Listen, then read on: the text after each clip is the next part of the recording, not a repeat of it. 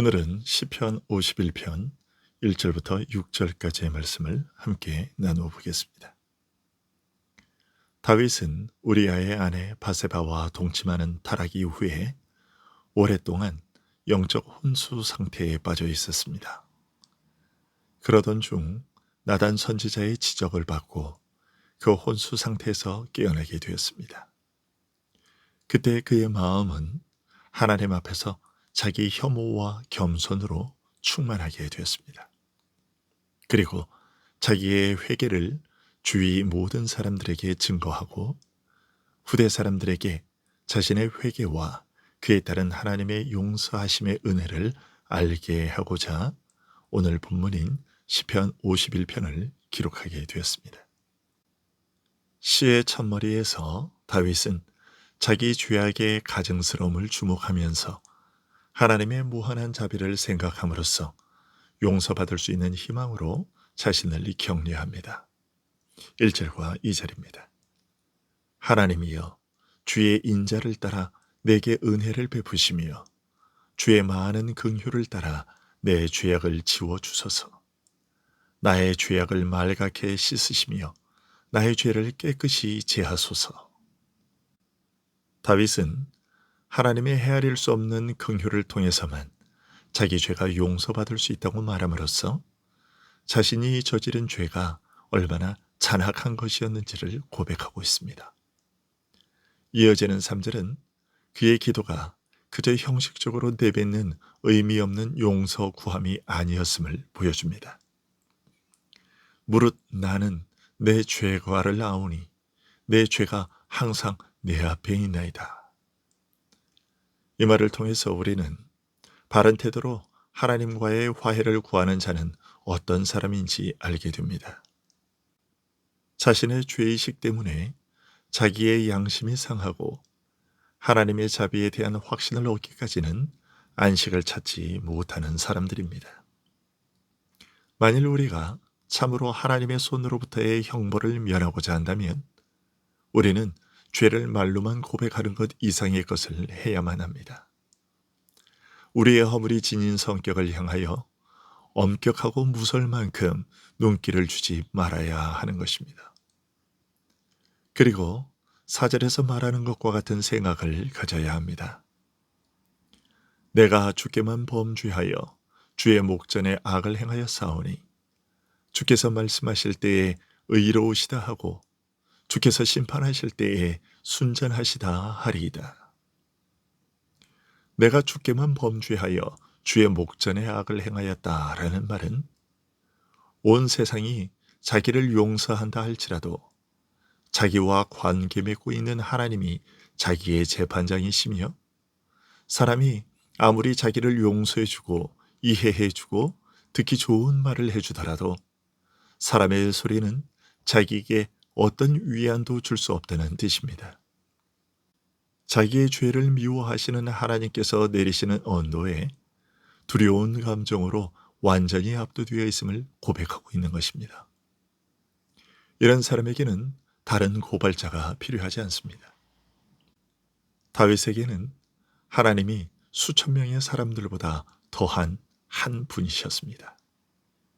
다윗은 자기 궁전의 여러 아첨 소리에 의해 그릇된 평화에 빠져 자기 마음이 진정되는 것을 막기 위해 자기가 범한 죄에 대한 하나님의 심판을 깨닫고 있었습니다. 자기가 자기와 같은 사람들의 손에 의하여 모든 고통을 피하는 것은 생각하는 것 자체만으로도 견디기 어려운 짐이라는 사실을 느꼈던 것입니다. 만일 우리가 양심의 가책과 진노하신 하나님에 의해 고통을 느낀다면 사람들에 의한 재판에서 벌을 면하거나 다른 사람들이 눈 감아줌으로써 형을 받지 않게 되는 것은 별로 문제가 되지 않습니다.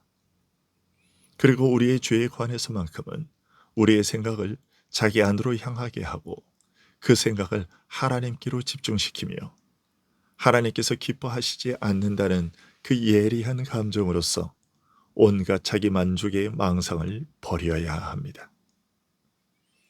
이것보다 자신을 속이지 않기 위한 더 좋은 방법은 없습니다. 이런 사실은 사절 뒷부분의 고백에서도 드러납니다. 다윗은 주께서 말씀하실 때에 의로우시다 하고 주께서 심판하실 때에 순전하시다 하리이다 라고 고하고 있습니다.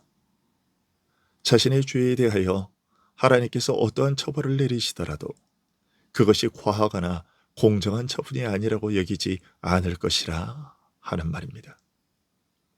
자신의 죄에 대한 하나님의 처분은 언제나 의로우시며 아무 흠이 없는 순전한 판결이라고 인정할 것이라는 고백인 것이죠. 이런 말로 다윗은 지금 자신의 죄가 얼마나 크고 무거운 죄인지를 인지하고 있으며 자신이 크나큰 죄인임을 자백하고 있는 것입니다. 그것은 사무엘서의 기록을 보면 잘 드러납니다. 사무엘하 12장에는 다윗이 저지른 이 범죄로 인하여 다윗에게 내려진 세 가지 징계가 나옵니다. 첫째는 칼이 다윗의 집에서 영영히 떠나지 않을 것이라는 선고이며, 둘째는 다윗의 아내들이 대낮에 다른 사람들과 동침하게 될 것이라는 선고이며, 셋째는 다윗이 바세바와 범죄함으로 낳은 아들이 죽을 것이라는 선고입니다.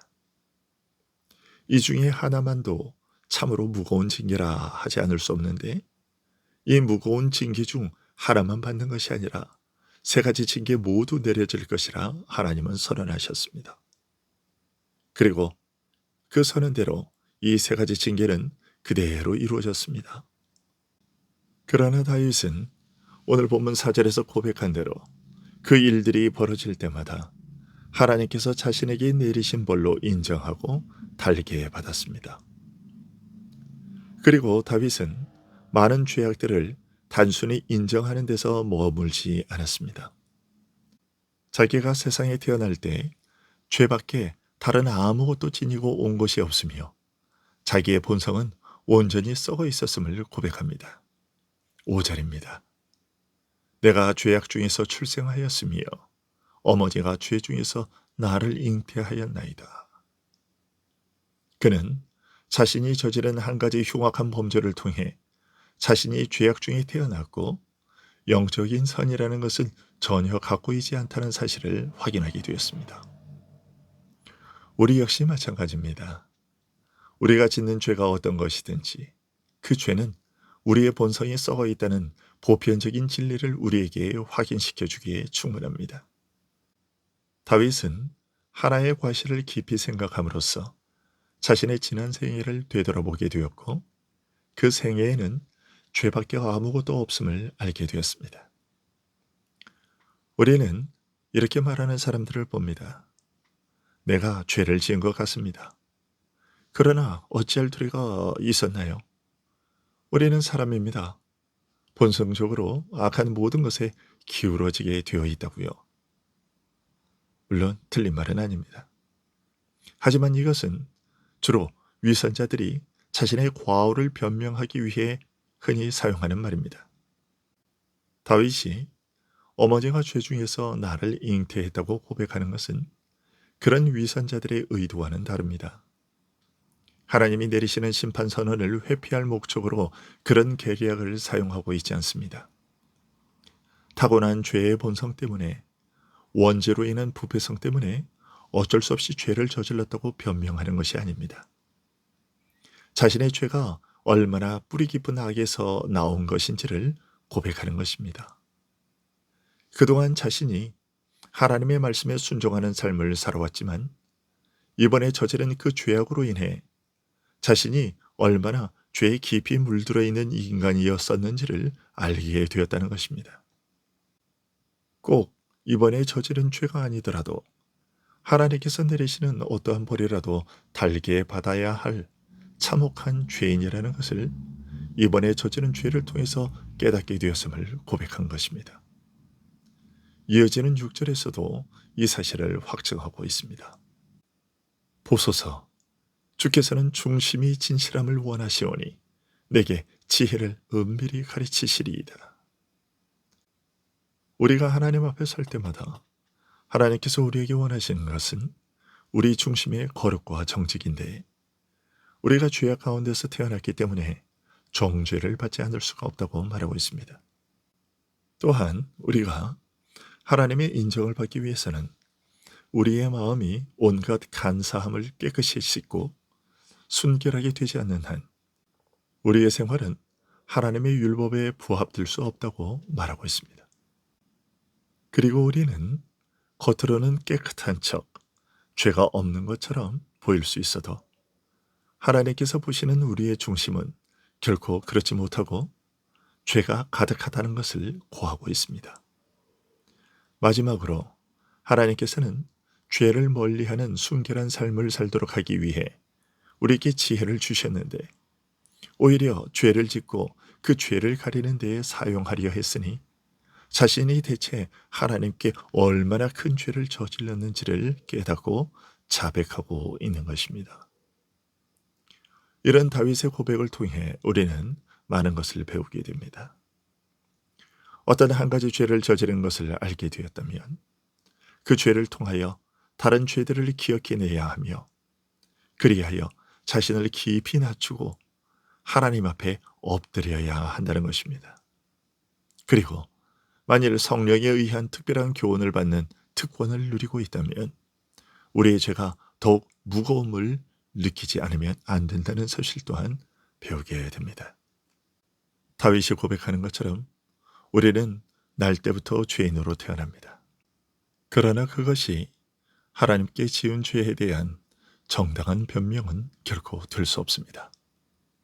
오히려 죄를 지을 때마다 우리가 얼마나 뿌리 깊은 죄성을 지니고 있는 존재인지를 인식하고 그런 우리를 용서하시기 위해 죄를 깨닫게 해주시는 것을 감사하게 여기고 겸손히 하나님 앞에 우리의 죄를 인정하며 겸손하게 엎드려 용서를 구해야 할 것입니다. 기도하겠습니다.